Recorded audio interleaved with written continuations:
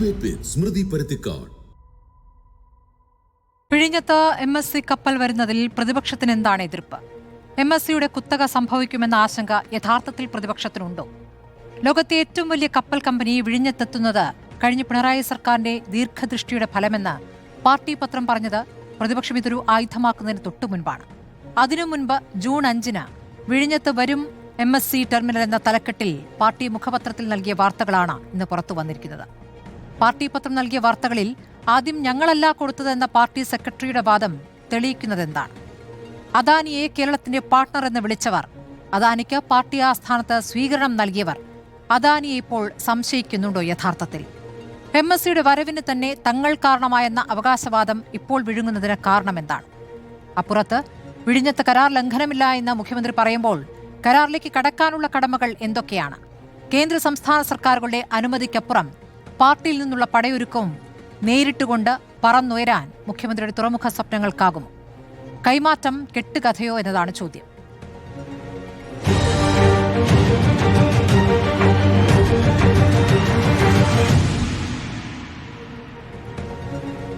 ചർച്ചയിൽ CPM-ൽ നിന്നും എച്ച് സലാം, കോൺഗ്രസിൽ നിന്നും രാജു പി നായർ, വിഴിഞ്ഞം മദർ പോർട്ട് ആക്ഷൻ കൗൺസിൽ പ്രതിനിധി ഏലിയാസ് ജോൺ, ഒപ്പം തന്നെ KG ജ്യോതിർഘോഷ് മാധ്യമപ്രവർത്തകൻ എന്നിവരാണ് ചർച്ചയിലുള്ളത്.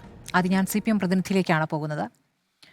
ആദ്യം ശ്രീ എച്ച് സലാം, വിഴിഞ്ഞവുമായി ബന്ധപ്പെട്ട് നിങ്ങളുടെ ആശങ്ക യഥാർത്ഥത്തിൽ എന്താണ്?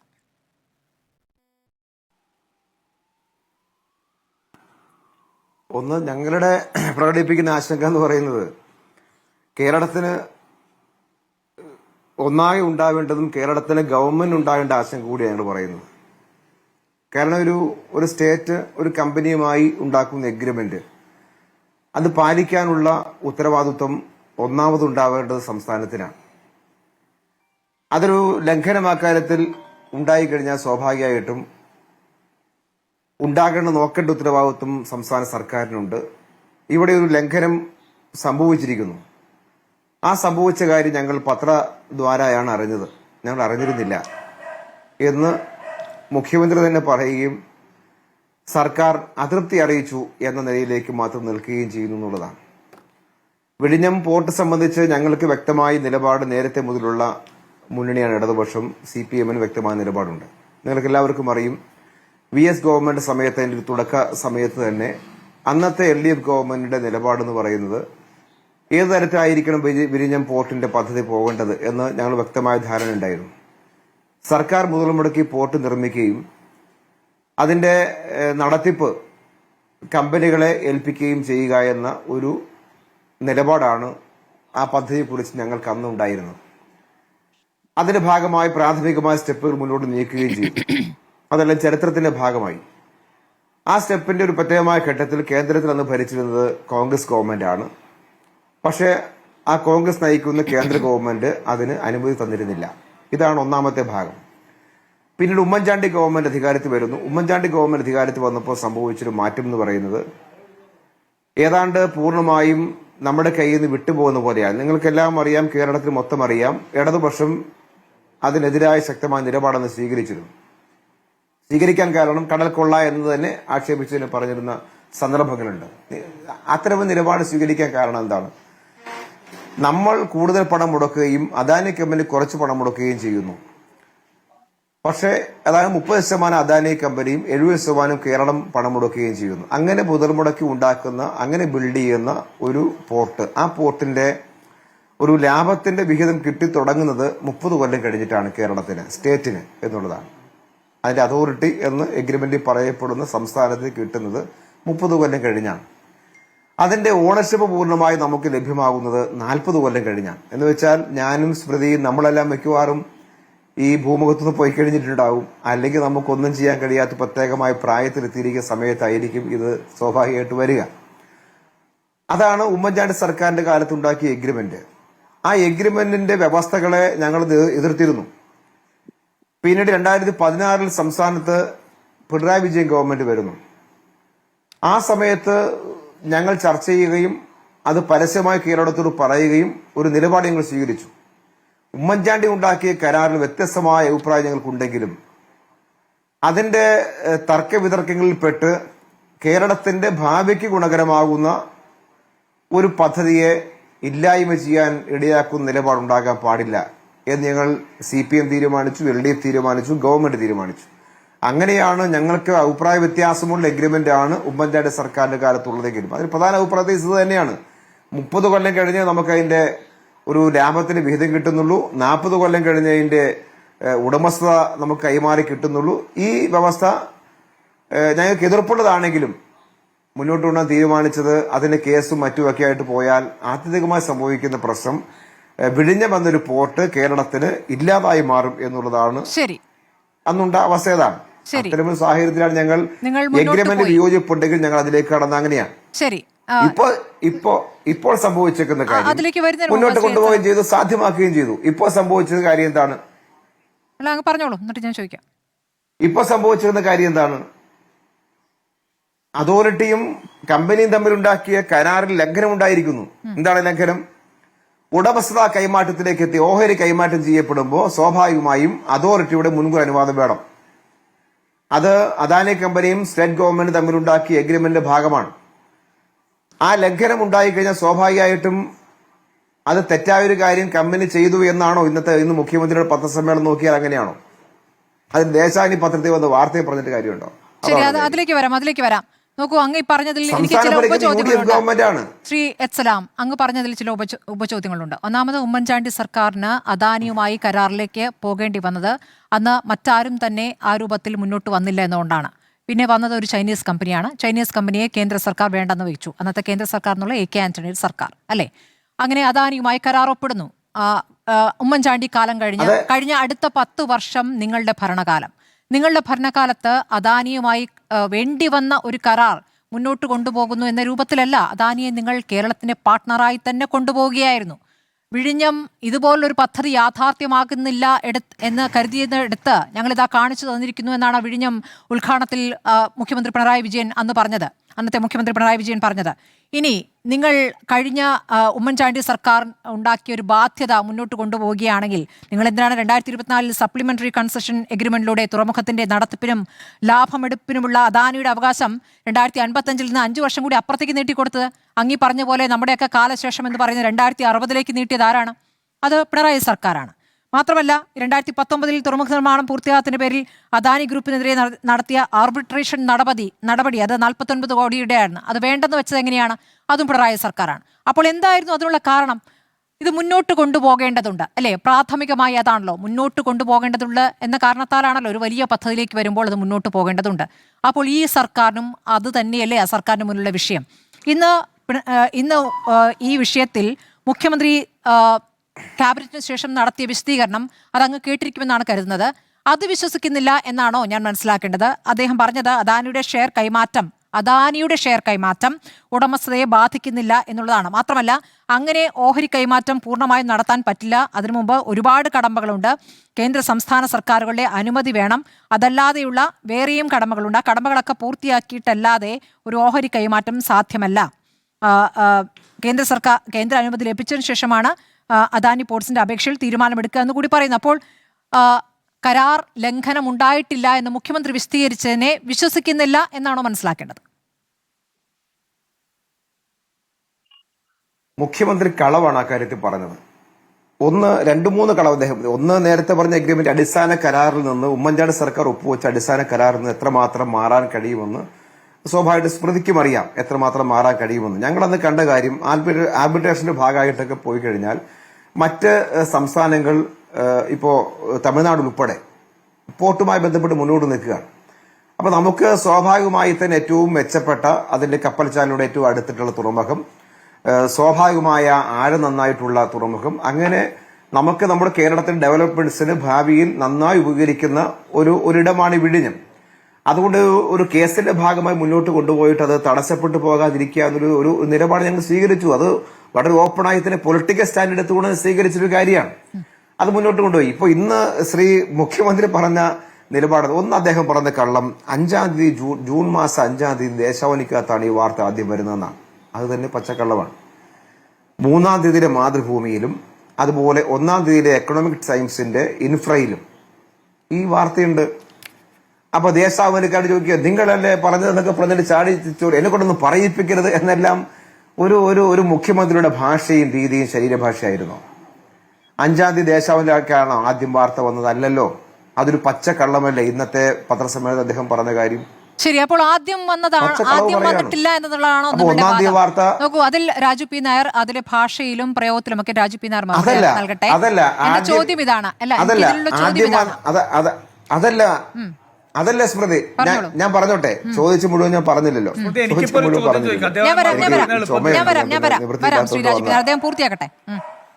ഹലോ, അല്ല ഇതിലുള്ളൊരു ചോദ്യം അദ്ദേഹം അത് ഞാൻ പറഞ്ഞു ഞാൻ പറഞ്ഞോട്ടെ നമ്മുടെ മുഖ്യമന്ത്രി കള്ളം പറയരുതെന്നുള്ളതാണ് ഞാൻ പറയുന്നത്. ശരി, അത് അങ്ങ് പറഞ്ഞു കഴിഞ്ഞു. മുഖ്യമന്ത്രിയല്ലേ? ശ്രീ നല്ല ഞങ്ങളുടെയൊക്കെ നാട്ടിൽ ഞാൻ പറയട്ടെ. എന്നോട് വേറെ ചോദ്യം കൂടി ചോദിച്ചു. വേറെ ചോദ്യം കൂടി ചോദിച്ചു എന്നോട്. വേറെ ചോദ്യം കൂടി ചോദിച്ചു സ്മൃതി. പത്രവാർത്തയാണ് എന്നോട് ചോദിച്ചായിരുന്നു. ദേശാഭിമാനി പത്രവാർത്ത അല്ല, അത് കഴിഞ്ഞിട്ടില്ല. പത്രവാർത്ത മാത്രമല്ല ചോദിച്ചേ. അല്ലല്ല, കുറെ നടപടി. പത്രവാർത്ത കഴിഞ്ഞിട്ട് പോകാം, നമുക്കത് പറഞ്ഞു പോകാമല്ലോ, നമുക്ക് സമയമുണ്ടല്ലോ. വിഴിഞ്ഞത്ത് വരും MSC ടെർമിനൽ. വിഴിഞ്ഞത്ത് വരും MSC ടെർമിനൽ എന്ന വാർത്ത നൽകാൻ നിർബന്ധിതമായ സാഹചര്യം പാർട്ടി പത്രത്തിനുണ്ടോ? ഇനി ആദ്യം വന്ന സാധാരണഗതിയിൽ ആദ്യം ഞങ്ങൾ കൊടുത്തു എന്നുള്ളതാണ് മേനി പറയുക. എല്ലാ പത്രങ്ങളായാലും ചാനലുകളായാലും ഞങ്ങൾ ഫസ്റ്റ് ഓൺ അല്ലേ? അപ്പോൾ അങ്ങനെ ഫസ്റ്റ് അല്ല, ഞങ്ങൾ തേർഡ് ആണ് എന്ന് പറയുന്നതിലാണ് ഇപ്പോൾ ഒരു അഭിമാനം കൊള്ളുന്നത്. ആ തേർഡായി കൊടുക്കാൻ എന്തെങ്കിലും നിർബന്ധിത സാഹചര്യം ഉണ്ടായിരുന്നു? ഈ എക്കണോമിക് ടൈംസിലും സ്മൃതി എന്തിനാണ് ഒരു മുഖ്യമന്ത്രി പറഞ്ഞ കള്ളത്തിന്റെ സ്മൃതി ഒരു ആങ്കറല്ലേ?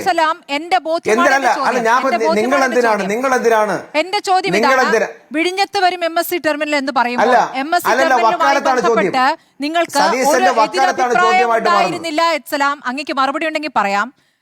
ഈ MSC ടെർമിനലുമായി ബന്ധപ്പെട്ട് നിങ്ങൾക്ക് ഒരു എതിരഭിപ്രായം ഉണ്ടായിരുന്നില്ല. ഒരൊറ്റ വാർത്തയല്ല എത്സലാം.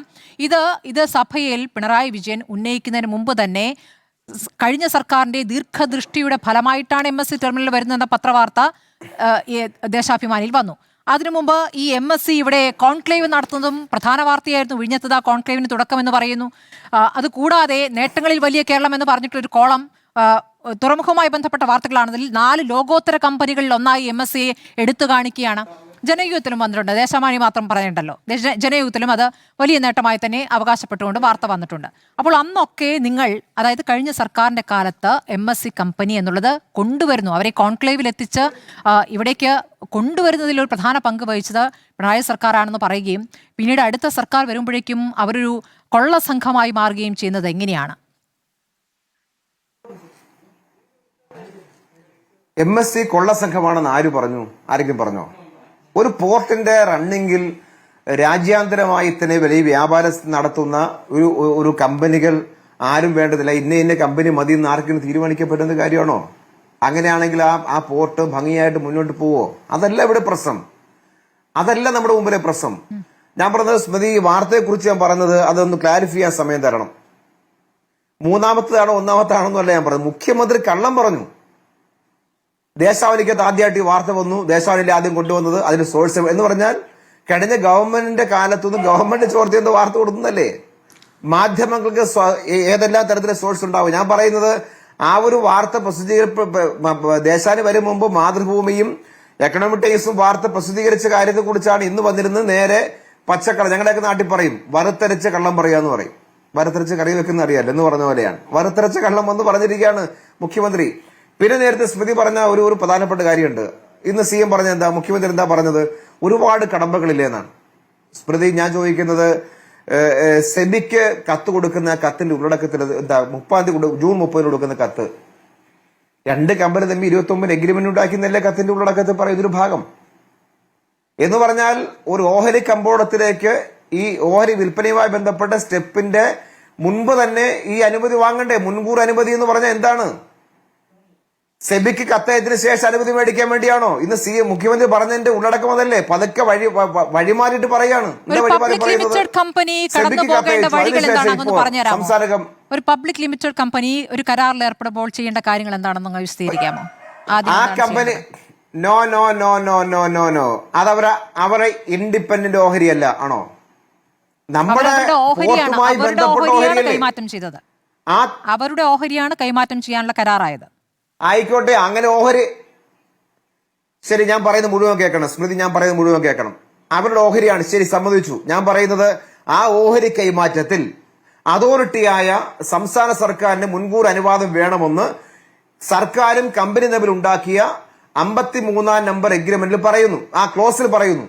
എഗ്രിമെന്റിലെ 53 നമ്പർ ക്ലോസിൽ പറയുന്നില്ലേ കൈമാറ്റത്തെ കുറിച്ചാ പറയുക. അത് പാലിക്കാൻ കമ്പനിക്ക് ബാധ്യതയുണ്ടോ ഇല്ലയോ? ഇതല്ലേ മുഖ്യമന്ത്രി പറയേണ്ട കാര്യം. മുഖ്യമന്ത്രി വന്ന് കമ്പനിക്ക് വേണ്ടി ന്യായം പറയാണ്. ശരി, 5-3 ക്ലോസ് തെറ്റുമ്പോൾ അതിലാണ് അതൃപ്തി അറിയിച്ചത്. ശരി, 5-3 അതൃപ്തി അറിയിച്ചു അല്ലേ? അതൃപ്തി അറിയിച്ചതിനപ്പുറം എന്ത് ചെയ്യണമെന്നാണ് പറയുന്നത്?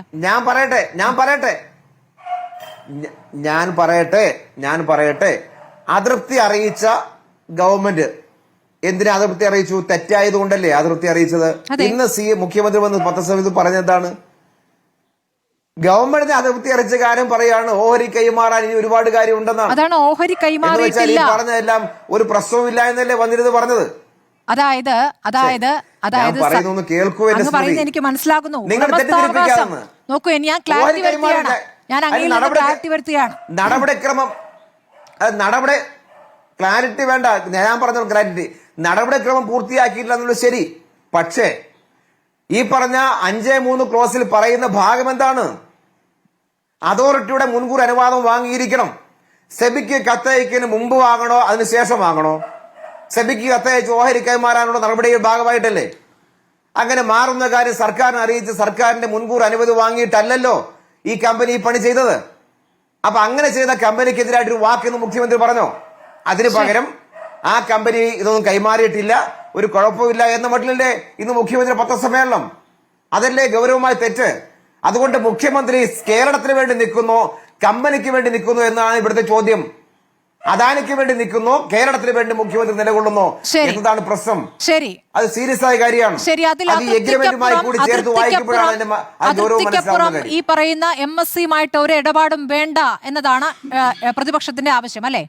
MSC വേണ്ട എന്ന നിലപാടില്ല. പിന്നെ അങ്ങനെ പ്രധാനപ്പെട്ട കമ്പനികളുമായി ഇത് ഉണ്ടാവാൻ പാടില്ല നിലപാട് ഞങ്ങൾക്കില്ല. പിന്നെ എന്താണ് ഈ പുതിയൊരു സാഹചര്യത്തിൽ കേരളത്തിന് താല്പര്യം കൂടുതൽ മെച്ചപ്പെടുത്താൻ ഒന്ന് അദാനി കമ്പനിയുമായി എഗ്രിമെന്റ് വയലേഷൻ ഉണ്ടായിട്ടും കേരളത്തിലെ മുഖ്യമന്ത്രിക്ക് തെറ്റായി തോന്നാത്തതിന്റെ കാരണം അദാനി കമ്പനിയുമായുള്ള രഹസ്യമായ ഇടപാടിന്റെ ഭാഗമാണ്. ശരി, ഞങ്ങൾ മാത്രം പറഞ്ഞ കാര്യമല്ല. കേരളം ഭരിക്കുന്ന BJP ആണെന്ന് ചോദിച്ച KC വേണുഗോപാലാണ് ചോദിച്ചത്. കേരളം ഭരിക്കുന്ന BJP ആണോന്ന്? ശരി, BJP അല്ലല്ലോ എന്നാണ് പറഞ്ഞത്. ഒരു മിനിറ്റ്, നിങ്ങൾക്ക് ഈ സപ്ലിമെന്ററി കൺസെഷൻ എഗ്രിമെന്റ് നടത്തേണ്ടി വരുന്നത് നിങ്ങൾ പ്രായോഗികമായി കാര്യങ്ങൾ മുൻകൂട്ടി കണ്ടുകൊണ്ട്, അപ്പോൾ ഈ സർക്കാരിന് ആ പ്രായോഗിക ബുദ്ധി വേണ്ട എന്നുള്ളതാണ് നിങ്ങൾ പറയുന്ന ഒരു വാദം. ഇപ്പോൾ നിങ്ങൾ MSCയും കുഴപ്പമില്ല എന്ന വാദത്തിലേക്ക് എത്തിയിരിക്കുന്നു. ഞാൻ ബാക്കിയുള്ളവർക്ക് കൂടി പോയ ശരി, ശ്രീ രാജു പി നായർ, ഇതിലൊരു കരാർ ലംഘനം ഉണ്ടായിട്ടില്ല എന്നാണ് മുഖ്യമന്ത്രി പറഞ്ഞത്. പക്ഷേ അതൃപ്തി അറിയിച്ചു എന്നൊരു കാര്യം അവിടെ നിൽക്കുകയാണല്ലോ. അപ്പോൾ അതൃപ്തി എന്തിനാണ് അറിയിക്കുന്നത്? അദാനി കമ്പനി സർക്കാർ ഈ എഗ്രിമെന്റിന് വിരുദ്ധമായ ചില കാര്യങ്ങൾ ചെയ്തു, അതാണല്ലോ കരാർ ലംഘനം എന്ന വാചകം കൊണ്ട് അർത്ഥമാക്കുന്നത്. അല്ല, എന്തായാലും അങ്ങ് ഇപ്പൊ ചോദിച്ചത് MSC കമ്പനിയോടുള്ള എതിർപ്പ് മാറും സ്മൃതി. നമുക്ക് MSC കമ്പനിയോടുള്ള ഇവർക്കുള്ള എതിർപ്പ് ഇപ്പോഴല്ലല്ലോ. MSC കമ്പനിയല്ലേ ഈ നമ്മുടെ ആലപ്പുഴക്കടുത്ത് ഇന്റർനാഷണൽ വാട്ടേഴ്സിലൊരു ഷിപ്പ് മുങ്ങുകയും അതിന്റെ പാരിസ്ഥിതിക ആഘാതം കേരളത്തിലുണ്ടായത്. അന്ന് പ്രതിപക്ഷം അവർക്കെതിരെ FIR ഇടാത്തതിന് എത്ര നമ്മൾ ചർച്ച നടത്തിയതാ. ഇത്രയും മൃദു സമീപനമായിരുന്നു MSC എടുത്ത്.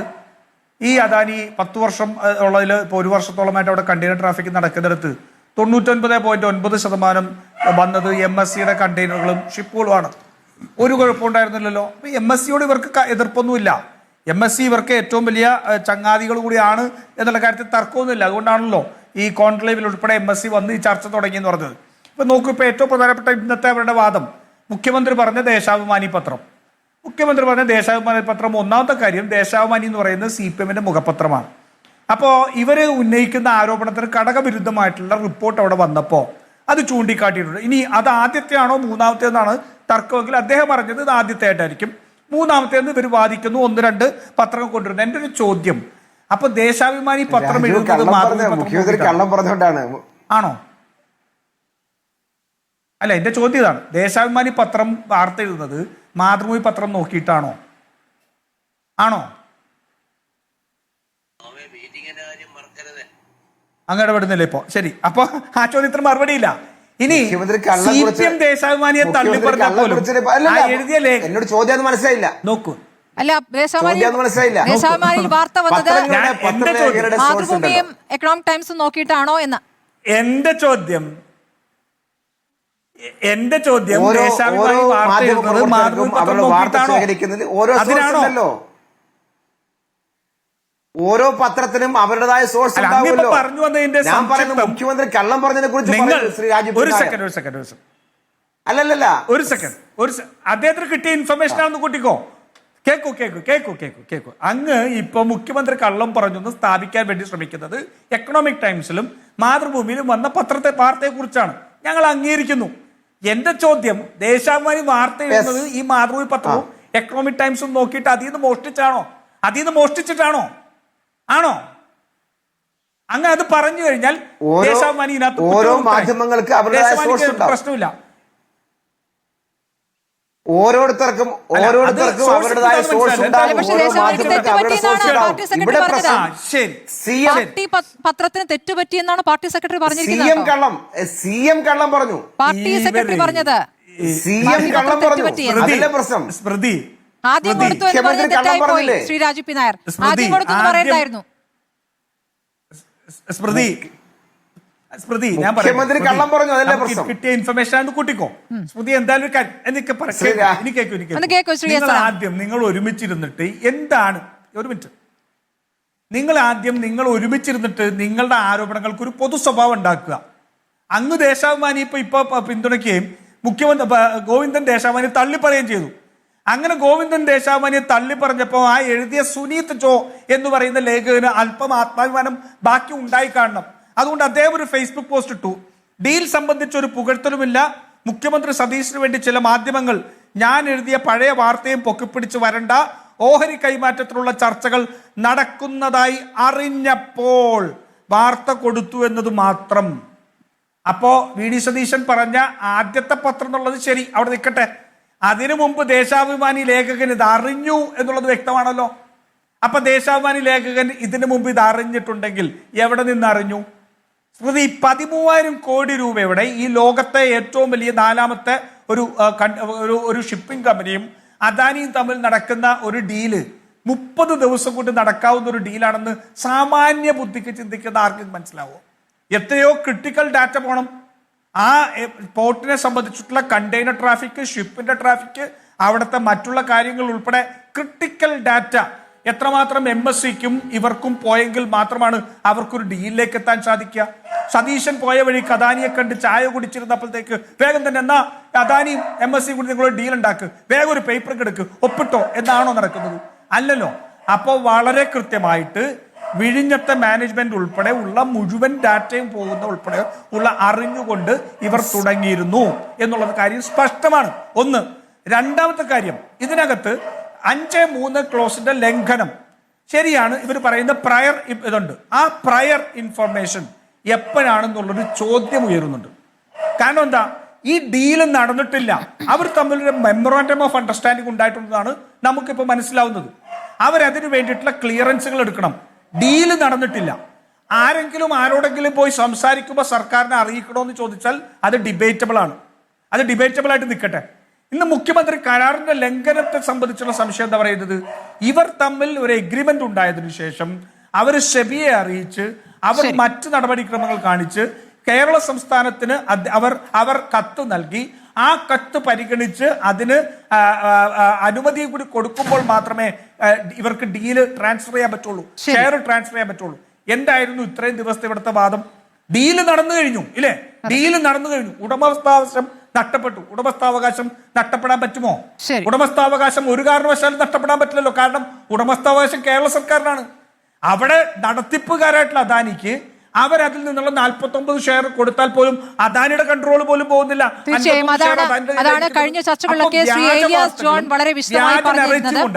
ശരി, ഞാൻ വരാം. ശ്രീ ഏലിയാസ് ജോൺ, അങ്ങ് പറഞ്ഞിരുന്നു ഒരു കരാർ ലംഘനം നടന്നിട്ടില്ല എന്ന് കഴിഞ്ഞ ചർച്ചയിൽ തന്നെ അങ്ങ് പറഞ്ഞതാണ്. പക്ഷേ കരാർ ലംഘനമല്ല എങ്കിലും സംസ്ഥാന സർക്കാർ ഒരു അതൃപ്തി അറിയിക്കുന്നുണ്ട്.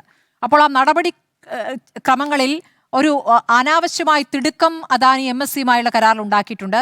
അവരുടെ ഷെയറാണ് കൊടുത്തതെങ്കിൽ പോലും ഈ പറയുന്ന നടപടിക്രമങ്ങളിൽ വീഴ്ച വന്നിട്ടുണ്ട് എന്ന കാര്യം സമ്മതിക്കേണ്ടി വരില്ലേ? സ്മൃതി, ഇത് ഞാൻ മനസ്സിലാക്കുന്നത് 13,000 രൂപയുടെ കരാർ അദാനി എന്നാണോ ട്രിവാൻഡ്രത്ത് ലാൻഡ് ചെയ്തത്? ഉമ്മൻചാണ്ടിയുടെ കാലത്ത് 2015 ചിങ്ങം 1 ഇത് കരാർ ഒപ്പിടാൻ വരുമ്പോൾ തന്നെ അദാനി MSCയുടെ മൗന അനുവാദം വാങ്ങിച്ചിട്ടാണ് വന്നത്. അല്ലാതെ ഈ ഡീല് നടക്കില്ല. കേരളം പോലൊരു സ്ഥലത്ത് ഒരു വ്യവസായവുമില്ല, ഒരു കാർഗോയുമില്ല. കൊച്ചിയിലാണെങ്കിൽ പിന്നെ എന്തെങ്കിലും ഉണ്ടെന്ന് പറയാം, ട്രിവാൻഡ്രത്ത് ഒന്നുമില്ല. അങ്ങനെ ഒരു സ്ഥലത്ത് വന്ന് ഒരു പോർട്ട് നിർമ്മിക്കാൻ ഇത്രയും പണം മുടക്കാൻ ഞാൻ പോയാൽ നിങ്ങൾ എന്റെ കൂടെ ഉണ്ടാകുമോ എന്നുള്ള ഒരു ഉറപ്പ് MSCയിൽ നിന്ന് 2015 വാങ്ങിച്ചിട്ടുണ്ടാവും.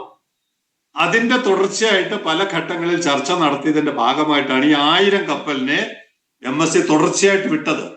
കാരണം അവർക്കും അറിയണം ഇവിടെ ഫർദർ ഇൻവെസ്റ്റ്മെന്റ് നടത്തിയാൽ എങ്ങനെയാണ് ഇവിടുത്തെ ഒരു പൊളിറ്റിക്സ് എങ്ങനെയാണ്, ഇവിടുത്തെ ഒരു ക്ലൈമറ്റ് എങ്ങനെയാണ്, ഇവിടുത്തെ ഒരു ലേബർ പ്രോബ്ലം എങ്ങനെയാണ്. കേരളം കുപ്രസിദ്ധിയാണല്ലോ. അങ്ങനെ അവരുടെ പഠനത്തിന്റെ ഒടുവിലാണ് അവർ ഇത്രയും നാൾ കഴിഞ്ഞിട്ട് ഓപ്പൺ ആയിട്ട് രംഗത്ത് വരാൻ തീരുമാനിക്കുന്നത്. ഈ 1300 കോടി രൂപ 13,000 കോടി എന്ന് പറയുമ്പോൾ കുറഞ്ഞത് ഒരു വർഷത്തെയെങ്കിലും പഠനം ഇതിന് വേണ്ടി വരും. എനിക്ക് ഇവിടെ സംസാരിച്ച ശ്രീ സലാമിനോട് ചോദിക്കേണ്ടത്, നിങ്ങളിപ്പോ ദേശാഭിമാനി, മാതൃഭൂമി, ഇക്കണോമിക് ടൈംസ് ഒക്കെ പറയുന്നു. ജൂൺ 1 ഞാൻ ഈ വാർത്ത വായിക്കുകയും ഞാനിതൊരു സ്റ്റോറിയാക്കി റിപ്പോർട്ട് ചെയ്യുകയും ചെയ്തു. ശ്രീ പിണറായി വിജയന് എന്റെ അറിവ് ശരിയാണെങ്കിൽ ഒരു 10-25 സ്റ്റാഫുണ്ട്. അദ്ദേഹത്തിന് കണ്ടോൺമെന്റ് ഹൗസ് ഇതുവരെ കൊടുത്തിട്ടില്ല, അല്ലെങ്കിൽ ക്ലിഫ് ഹൗസ് ഒരു 100 പേർക്കെങ്കിലും ഇരിക്കാനുള്ള സൗകര്യമുണ്ട്. അത് കഴിഞ്ഞിട്ട് ഇപ്പൊ അദ്ദേഹത്തിന് നിയമസഭാ മന്ദിരത്തിൽ ഓഫീസുണ്ട്. ഇത് കൂടാതെ MLA ഹൗസിൽ അദ്ദേഹത്തിന് ഓഫീസ് വേണമെന്ന് പറയുന്നത് എന്തിനാണ്? ജൂൺ 1 ലോകത്തെ മുഴുവൻ ഇക്കണോമിക് ടൈംസ് എന്ന് പറയുന്ന പത്രം അറിയിച്ചു. എന്തുകൊണ്ട് പ്രതിപക്ഷ നേതാവിന്റെ ഒരു പേഴ്സണൽ സ്റ്റാഫ് പോലും ഈ വിവരം അറിഞ്ഞില്ല? ഒരു മാസം കഴിഞ്ഞിട്ടാണ് അദ്ദേഹം വന്ന് ഗവൺമെന്റിനെ കുറ്റപ്പെടുത്താൻ വേണ്ടി ഈ വിവരം പറയുന്നത്. പ്രതിപക്ഷ നേതാവ് അറിഞ്ഞില്ലെങ്കിൽ ഞങ്ങളെ പോലുള്ളവരൊക്കെ ഇതൊക്കെ അറിഞ്ഞു. ഞങ്ങൾ അറിയുകയും ഞങ്ങൾ ജനങ്ങളോട് പറയുകയും ചെയ്തു. അപ്പോൾ വളരെ ഗുരുതരമായ ഒരു ലംഘനം, ഒരു നെഗ്ലിജൻസ്, അദ്ദേഹത്തിന്റെ ഭാഗത്തു നിന്ന് ഒരു നെഗ്ലിജൻസ്. ഞാൻ എഴുതിയത് അദ്ദേഹം പ്രതിപക്ഷ നേതാവായിട്ട് ഇരിക്കാൻ യോഗ്യനല്ലെന്നാണ് ഞാൻ പറഞ്ഞത്.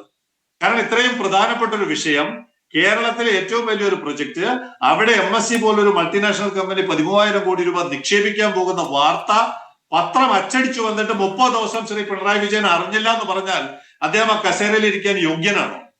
നിങ്ങൾ അതിന് മറുപടിയാണ് പറയേണ്ടത്. അല്ലാതെ ഇത് മാതൃഭൂമിയാണോ ആദ്യം അടിച്ചത്, ദേശാഭിമാനിയാണോ അടിച്ചത്, ഇക്കണോമിക് ടൈംസ് ആണോ അടിച്ചത് എന്നുള്ളതല്ല. കേരളത്തിൽ ഇത്രയും പ്രധാനപ്പെട്ട വിഷയത്തിൽ പ്രതിപക്ഷ നേതാവായിരുന്നയാൾ ഗുരുതരമായ നെഗ്ലിജൻസ്, അദ്ദേഹത്തിന്റെ ഡ്യൂട്ടി അദ്ദേഹം നിർവഹിച്ചില്ല. പകരം നിയമസഭയിൽ വന്ന് ചോദ്യം ചോദിക്കുകയാണ് 30 ദിവസം കഴിഞ്ഞിട്ട്.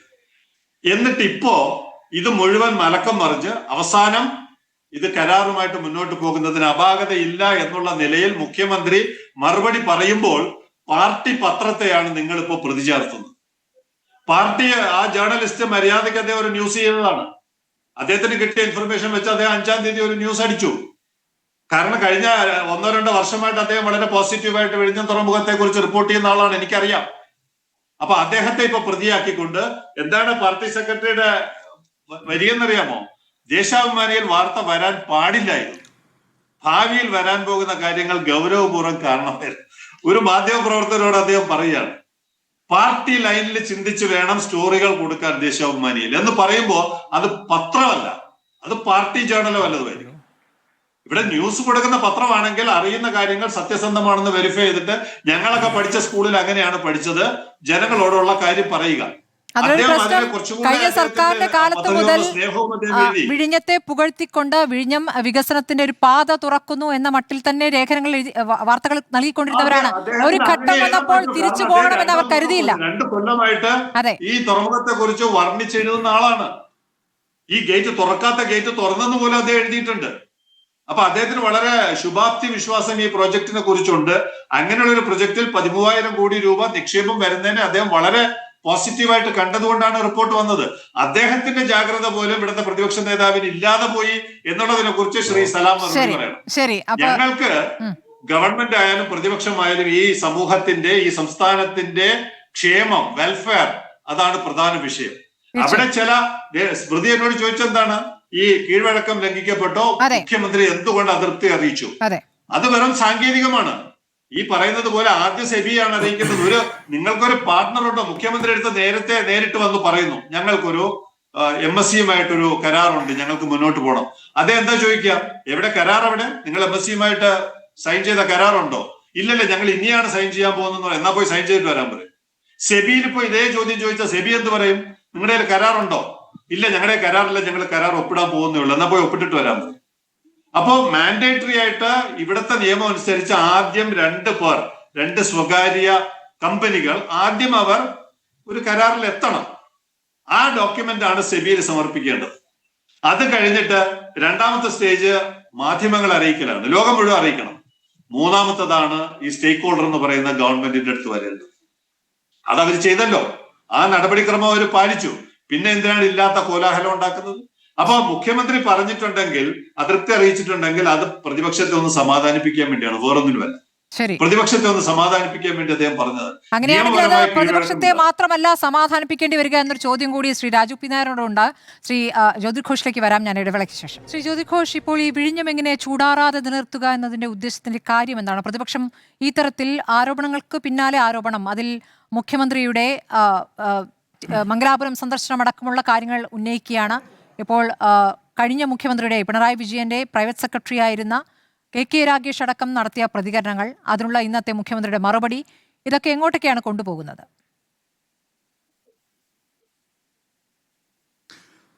സ്മൃതി, ഇതിപ്പോൾ ഒരു നോൺ ഇഷ്യൂ ആയി മാറിയിരിക്കുന്നതായിട്ടാണ് നമ്മുടെ മുമ്പിൽ അനുഭവപ്പെടുന്നത്. ഉദാഹരണത്തിന്, ഇത് ശരിക്കും പറഞ്ഞാൽ കഴിഞ്ഞ ഇടതുപക്ഷ ജനാധിപത്യ മുന്നണി ഗവൺമെന്റിന്റെ ഏറ്റവും വലിയൊരു നേട്ടമാണ് ഈ MSC കമ്പനിയുടെ അവരുടെ ഇൻവെസ്റ്റ്മെന്റ് കമ്പനി, അതായത് ടെർമിനൽ ഇൻവെസ്റ്റ്മെന്റ് കമ്പനിയിലുള്ള അവരുടെ ആ ഒരു ഷെയർ ട്രാൻസ്ഫർ, അദാനി പോർട്ടും തമ്മിലുള്ള ഈ ഷെയർ ട്രാൻസ്ഫർ ശരിക്കും പറഞ്ഞു കഴിഞ്ഞാൽ ഇടതുപക്ഷ ജനാധിപത്യ മുന്നണിയുടെ ഏറ്റവും വലിയൊരു നേട്ടമാണ്. അതിൽ ശരിക്കും പറഞ്ഞാൽ അവരതിനകത്ത് അതിൻ്റെ ഒരു ആനുകൂല്യം എടുക്കേണ്ടതാണ്. ശരിക്കും എനിക്ക് തോന്നുന്ന ദേശാഭിമാനി വന്ന ആദ്യത്തെ വാർത്തയിൽ കഴിഞ്ഞ സർക്കാരിന്റെ ദീർഘവീക്ഷണത്തോടു കൂടിയുള്ള നടപടിയുടെ ഫലമാണ് ഈ 13,000 കോടി രൂപയുടെ നിക്ഷേപം ഇവിടെ വരുന്നതെന്ന് പറഞ്ഞാൽ വളരെ കറക്റ്റാണ്. അതിന്റെ ഉദാഹരണം അറിയണമെന്നുണ്ടെങ്കിൽ, കഴിഞ്ഞ ജനുവരി 28, 29, 2025 തീയതികളിലാണ് വിഴിഞ്ഞത്ത് കോൺക്ലേവ് നടക്കുന്നത്. ആ കോൺക്ലേവില് ജനീവയിലെ ഹെഡ്ക്വാർട്ടേഴ്സിൽ നിന്ന്, MSCയുടെ ഹെഡ്ക്വാർട്ടേഴ്സിൽ നിന്ന് മിഷൈൽ അവേഴ്സ ആൻഡ് ഗൈലനോഫ് എപ്പോസിസ്റ്റോ എന്നീ 2 പേരാണ് ഈ MSCയുടെ പ്രതിനിധികളായിട്ട് വിഴിഞ്ഞത്തെ കോൺക്ലേവിൽ വന്ന് പങ്കെടുത്തത്. ഈ അവർ വരാൻ കാരണം എന്താണ്? കേരള ഗവൺമെന്റ് ക്ഷണിച്ചു. കേരള ഗവൺമെന്റ് വെറുതെ അല്ല ക്ഷണിച്ചത്. ഇൻഡസ്ട്രീസ് ഡിപ്പാർട്ട്മെന്റ്, KSIDC, പിന്നെ അതേപോലെ തന്നെ അവർ ഈ രണ്ടും കൂടെ collaboration with Trivandrum chamber of commerce, whistle, അതായത് വിഴിഞ്ഞം international seaport limited, Adani port, ഇവർ ഇത്രയും കൂടെ ചേർന്നിട്ട് കേരള ഗവൺമെന്റ് ക്ഷണിച്ചിട്ടാണ് ഈ അവേഴ്സായും അതുപോലെ തന്നെ എസ്പിസ്റ്റോയും വന്ന് പങ്കെടുക്കുന്നത്. അവർ വെറുതെ വെറും കൈയോടെ വന്ന് പങ്കെടുത്തിട്ട് പോയതല്ല. അവർ അതിഗംഭീരമായ ഒരു പ്രസന്റേഷൻ ആ കോൺക്ലേവിൽ അവതരിപ്പിച്ചു. അതിന്റെ ടൈറ്റില് നാവിഗേറ്റിംഗ് ദ ഫ്യൂച്ചർ എന്നുള്ളതായിരുന്നു. എന്നിട്ട് അതിനകത്ത് ഒരു 3 പോയിന്റാണ് അവർ ഹൈലൈറ്റ് ചെയ്തത്. ഒന്ന്, increasing vessel calls per month, അതായത് ഒരു മാസം ഈ ഇവിടെ അടുക്കാൻ പറ്റുന്ന കപ്പലുകളുടെ എണ്ണം സൂചിപ്പിക്കുന്നതാണ്. അത് 35 മുതൽ 48 വരെ ഉയർത്തുക എന്നുള്ളതാണ് അവരുടെ ലക്ഷ്യമായിട്ട്, ഭാവിയിലെ ലക്ഷ്യമായിട്ട് അവരൊന്ന് ആദ്യം കാണിച്ചത്. അത് ഇപ്പോൾ തന്നെ ഈ വിഴിഞ്ഞം എയർപോർട്ട് 50-ലേറെ, അവരുടെ ഭാവി കണ്ടത് 48ആയിരുന്നു, 35-ൽ 48 ആക്കുക എന്നുള്ളതായിരുന്നു. അത് ഇപ്പം തന്നെ 50-ൽ മേൽ കപ്പലുകളുടെ ഈ വെസൽ കാൾസ് സ്വീകരിക്കാനും അത് കൈകാര്യം ചെയ്യാനുള്ള ശേഷി വിഴിഞ്ഞം പോർട്ടിനുണ്ട്. 2, ഓപ്പറേഷൻ എഫിഷ്യൻസി, അതായത് ഒരു മണിക്കൂറിൽ എത്ര കണ്ടെയ്നേഴ്സ്, TEUs 20 അടി നീളമുള്ള ഈ കണ്ടെയ്നർ എങ്ങനെ അത് പിന്നെ ഈ ട്രാൻസ്ഷിപ്മെന്റ് നടത്താം എന്നുള്ളത് സംബന്ധിച്ചായിരുന്നു. അത് 50-ലേക്ക് ഒരു മണിക്കൂറിലേക്കുള്ള എത്തിക്കുക, അത് രണ്ടാമത്തത്. മൂന്നാമത്തത് ഗ്ലോബൽ നെറ്റ്വർക്ക് ഇന്റഗ്രേഷൻ, അതായത് ഈ വിഴിഞ്ഞത്തിന് ഇന്റർനാഷണൽ റൂട്ടുമായിട്ട് കണക്ട് ചെയ്യുക. അതുപോലെ തന്നെ MSCയുടെ ഓരോ ആഴ്ചയിലുള്ള വീക്ക്ലി ജെയ്റ്റ് സർവീസ് എന്ന് പറഞ്ഞു കഴിഞ്ഞാൽ ഇവരുടെ ഏഷ്യ യൂറോപ്പിൽ നടത്തുന്ന ആ സർവീസിലുള്ള ഒരു ഷിപ്പ് ഓരോ ആഴ്ചയും ഇവിടെ എത്തുക. മാത്രമല്ല അവരുടെ MSC എറീന എന്ന് പറയുന്ന കപ്പൽ ഐറീന, അതിന്റെ കപ്പാസിറ്റി എന്ന് പറയുന്നത് 24,346 കണ്ടെയ്നേഴ്സ് ആണ് ഈ മദർഷിപ്പിൽ കൊള്ളുന്നത്. ഇതും ഇവിടെ ഇറക്കാൻ പറ്റുന്നുണ്ട്. ഇത്രയുമാണ് വളരെ വ്യക്തമായിട്ട് 2025 തയ്യാറാക്കിയിരിക്കുന്നു. അപ്പോൾ ഈ പദ്ധതി ശരിക്കും പറഞ്ഞാലൊന്ന് നമ്മൾ അദാനി പോർട്ടിന്റെ പാർട്ടിൽ നിന്ന് ആലോചിച്ച് നോക്കുക.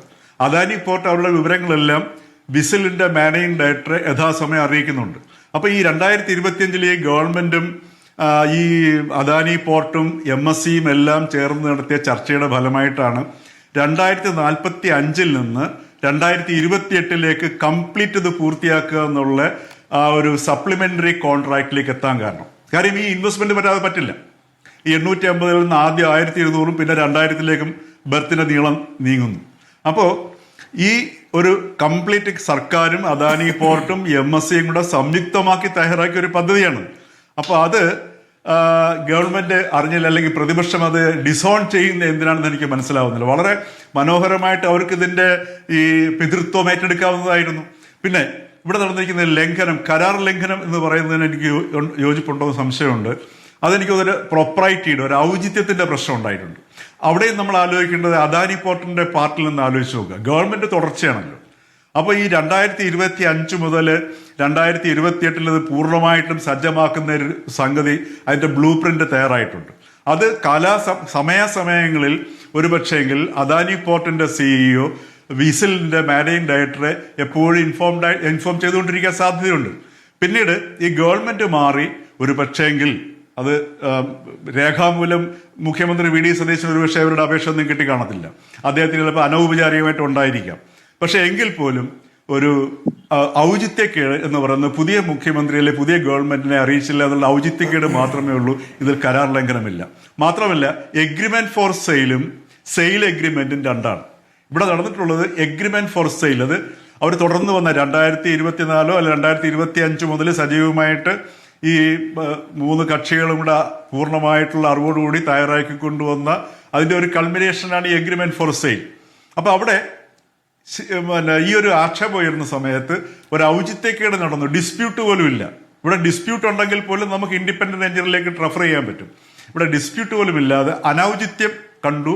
അതിൽ ഇന്ന് മുഖ്യമന്ത്രി പറഞ്ഞതുപോലെ അതൃപ്തി അറിയിച്ചു.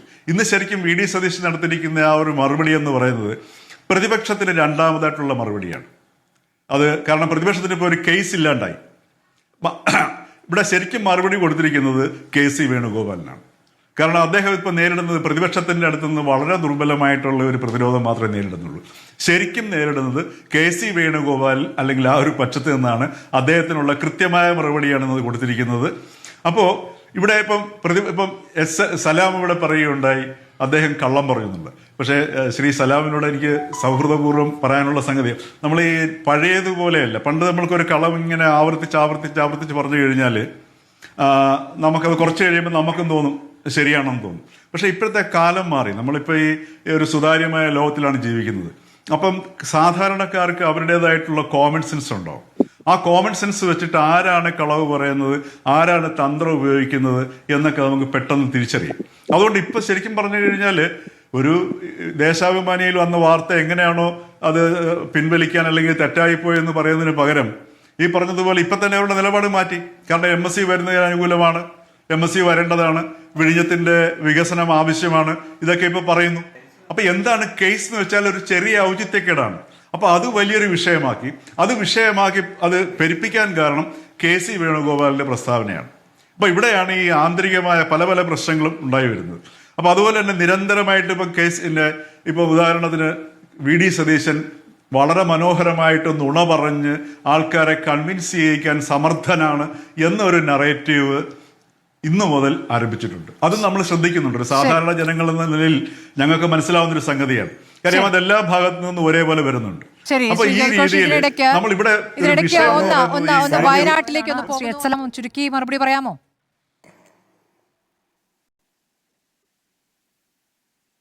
അതിനകത്തൊന്ന് പിന്നെ നമ്മുടെ മറ്റേ സാറ് പറഞ്ഞത് ഈ MSC കമ്പനിയും അദാനിയും സർക്കാരും കൂടി ചേർന്ന് എല്ലാം തയ്യാറാക്കിയെന്നാണ്. അതൊരു വസ്തുതാവിരുദ്ധമായ ഒരു സ്റ്റേറ്റ്മെന്റ് അദ്ദേഹം നടത്തിയത്. അദ്ദേഹം എല്ലാ കാര്യവും പഠിച്ചു പറയുന്ന ഒരാളാണ്. പക്ഷെ എന്തടിസ്ഥാനത്തിലാണ് ഒരു ബേസിൽ നമ്മുടെ ഒരു അനുമാനം ആധികാരികമായി പറയാൻ പാടില്ല അദ്ദേഹത്തെ പോലെയുള്ള ആളുകൾ. അങ്ങനെയാണ് അദ്ദേഹം പറഞ്ഞൊരു കാര്യം. മറ്റൊന്ന് ഈ ഇങ്ങനെ ഒരു ഓഹരി വിൽപ്പനയുമായി ബന്ധപ്പെട്ട കാര്യത്തേക്ക് കടക്കുമ്പോൾ സർക്കാരിന് മുൻകൂർ അനുമതി വേണമെന്നുള്ള എഗ്രിമെന്റ് നിലനിൽക്കെ അത് ലംഘിച്ചില്ല എന്ന് പറയാൻ പറ്റുമോ? ഇപ്പൊ ഇവിടെ സെബിക്ക് കൊടുത്ത കത്ത് ഇതിന് ഒരു നടപടിക്രമത്തിന്റെ ഭാഗമായി കൊടുത്തു വളരെ വേഗമായിട്ട് ഇങ്ങനെ പറഞ്ഞു പോവാണ്. സ്മൃതിയാണ് ഇടപെട്ട് ചോദിച്ചില്ല ആ സമയത്ത്. ഞാൻ പറയുന്നത് ഈ അദാനി സെബിക്ക് കൊടുത്ത കത്തിന്റെ രണ്ടാമത്തെ കോടതി പറയുന്നത് date on with the agreement for sale has been entered into June 29th 30th കത്ത് കൊടുക്കുന്നു. 29 എഗ്രിമെന്റ് വെച്ചെന്നല്ലേ പറയുന്നത് ഈ രണ്ട് കമ്പനി തമ്മിൽ. അങ്ങനെ ഒരു ഡീലിന്റെ എഗ്രിമെന്റിലേക്ക് എത്തുന്നതിന് മുമ്പ് സ്വാഭാവികമായും നമ്മുടെ 5(3) ക്ലോസ് അനുസരിച്ച് അതോറിറ്റിയായ സംസ്ഥാന സർക്കാരിന്റെ മുൻകൂർ അനുവാദം വാങ്ങേണ്ടതില്ലേ? അത് വാങ്ങിയില്ല എന്നല്ല ഇവിടുത്തെ പ്രശ്നം. വാങ്ങാതിരുന്നതിന്റെ കാര്യം എന്താണ്? സതീശനും അദാനിയും തമ്മിൽ അത്രത്തോടെ അടുത്ത് വന്നിട്ടുണ്ടെന്നുള്ളതുകൊണ്ടാണ്. അതുകൊണ്ടാണ് ശ്രീ KC വേണുഗോപാൽ പറഞ്ഞത് മംഗലാപുരം യാത്രയെ കുറിച്ച് നമ്മളാരും മിണ്ടുന്നില്ലല്ലോ. ഇപ്പോ സതീശൻ പറയുന്നില്ലല്ലോ അതിന് പൈസ കൊടുത്താരാണ്, ആ ഫ്ലൈറ്റിന്റെ പൈസ കൊടുത്താരെന്ന് പറയുന്നുണ്ട്. ഇല്ലല്ലോ. അദാനി ആ ഫ്ലൈറ്റിന്റെ ഇപ്പോഴും മിണ്ടിയിട്ടില്ല. ശരി, അത് ശ്രീ KC വേണുഗോപാലിന് മേലെ കൂടി പറഞ്ഞിട്ടാണ് ഈ മംഗലാപുരം ഫ്ലൈറ്റ് യാത്ര പോയത്. ശരി, അവിടെയാണ് ദുരൂഹമായ ചില അന്തരീക്ഷങ്ങൾ ഇതിന്റെ ഉള്ളിലൂടെ നമുക്ക് നോക്കുമ്പോൾ കാണാൻ പറ്റുന്ന കാര്യം. ശ്രീരാജു പി നായർ മറുപടി അത് കരാർ ലംഘിക്കപ്പെടുമ്പോൾ കേരളത്തിന്റെ ഭാഗം പറയാൻ മുഖ്യമന്ത്രി ഇല്ല. ശരി, അന്ന് മുഖ്യമന്ത്രി ഇല്ലാതിരിക്കുന്ന സമയത്ത്, മുഖ്യമന്ത്രി ആകാതിരുന്ന സമയത്ത്, മുഖ്യമന്ത്രി ആകുമോ എന്ന് പോലും ഉറപ്പില്ലാതിരുന്ന സമയത്ത് VD സതീശൻ ഉണ്ടാക്കിയ ഒരു കരാർ അതാണ് ഇപ്പോൾ നടക്കുന്നത്. അതാണ് ഇപ്പോൾ പ്രതിപക്ഷം ഉന്നയിക്കുന്ന ഏറ്റവും തുടർച്ചയായി ഉന്നയിച്ചുകൊണ്ടിരിക്കുന്ന ആരോപണം. സ്മൃതി, സമയം കഴിയുന്നുണ്ടെങ്കിൽ എനിക്കൊരു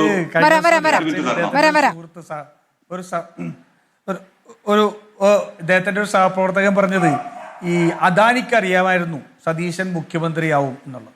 കാരണം ഈ കൗണ്ടിങ്ങിന് മുമ്പാണ് ശ്രീ VD സതീശൻ മൂകാംബികയ്ക്ക് പോകാൻ വേണ്ടി മംഗലാപുരത്ത് പോകുന്നത്. അപ്പോൾ അദാനിക്ക് അറിയാമായിരുന്നു. അതെന്തായാലും നല്ലൊരു ഇതാണ്. കാരണം വെച്ചാൽ കേരളത്തിലെ CPM മാത്രമേ അവർ പരാജയപ്പെടുന്നുള്ളൂ. അദാനിക്ക് ഉൾപ്പെടെ അറിയാം. സ്മൃതി ഒരു ചോദ്യം ശരി, ശ്രീ രാജീവ് പി നായർ ആ ഫ്ലൈറ്റ് ആ പണം കൊടുത്തത് ആരാണെന്ന് എന്തുകൊണ്ട് മുഖ്യമന്ത്രി പരസ്യമായി പറയുന്നില്ല? ശരി, ആ പണം കൊടുത്ത ആര്, 25 ലക്ഷം രൂപ കൊടുത്ത ആര്, എന്റെ മുഖ്യമന്ത്രി പറയുന്നില്ല? ശ്രീ രാജീവ് പി നായർ 25 ലക്ഷം രൂപ അങ്ങേക്ക് എവിടെ നിന്നാണ് അതിന്റെ കിട്ടിയത് പറയാവോ?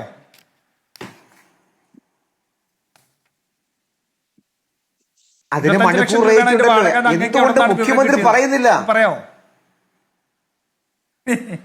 9 മണിക്കൂറല്ലേ അതിന്റെ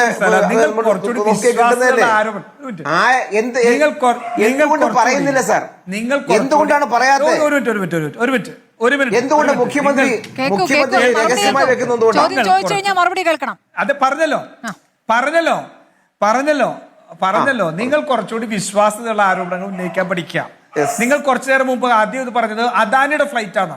ഇപ്പൊ അദാനിയുടെ ഫ്ലൈറ്റ് ആണെന്ന് ഇവർക്ക് ആരോപണമില്ല. പിന്നെ ഏതൊരു ഫ്ലൈറ്റിനാണ് അദ്ദേഹം പോയെന്നുള്ള പറഞ്ഞല്ലോ. അദ്ദേഹം വ്യക്തിപരമായി നടത്തിയിട്ടുള്ള ഒരു ട്രിപ്പിന് എത്ര രൂപ കൊടുത്തു എന്നോ അല്ലെങ്കിൽ അത് ആര് കൊടുത്തു എന്നോ എന്നുള്ളതൊന്നും ഒരു ക്വിഡ് പ്രോക്കോ ഇല്ലാതെ പറയേണ്ട കാര്യമില്ല. ക്വിഡ് പ്രോക്കോ വന്നാൽ അപ്പൊ അത് പറയും. ക്വിഡ് പ്രോക്കോയ്ക്ക് ഇവിടെ ഇപ്പൊ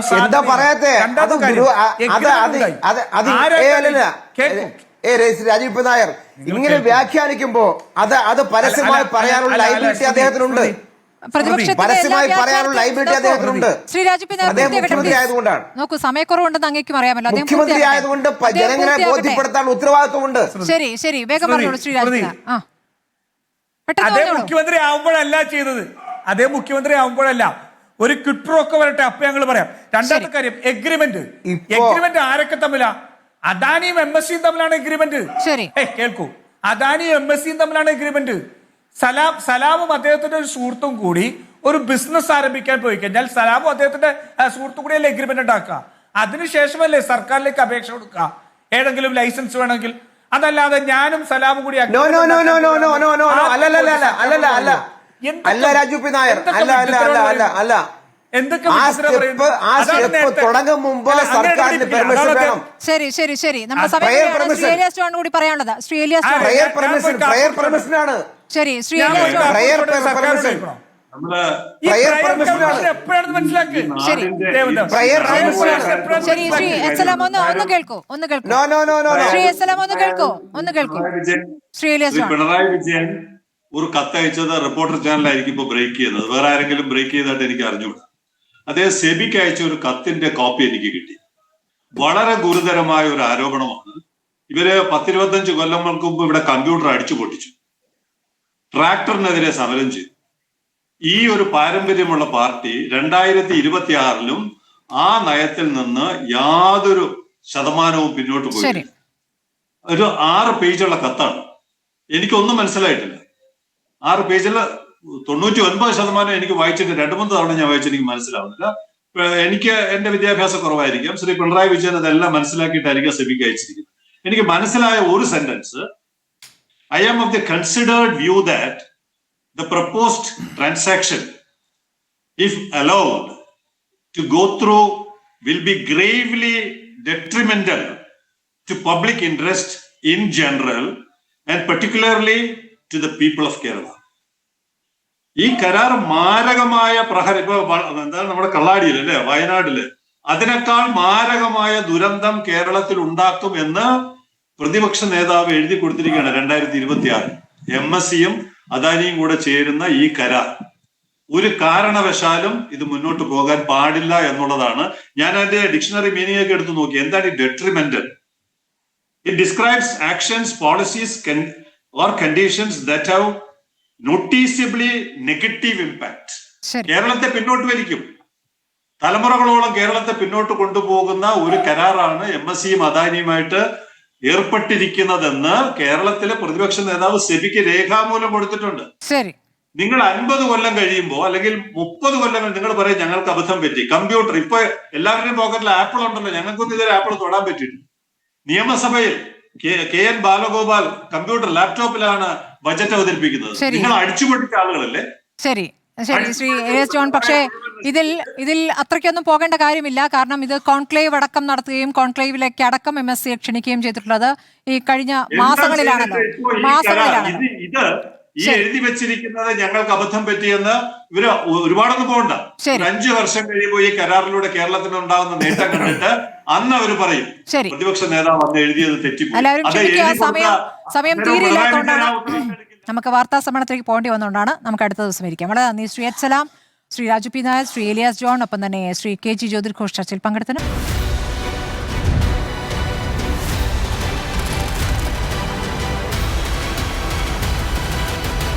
ഡിബേറ്റ് വിത്ത് സ്മൃതി പരുത്തിക്കാട്.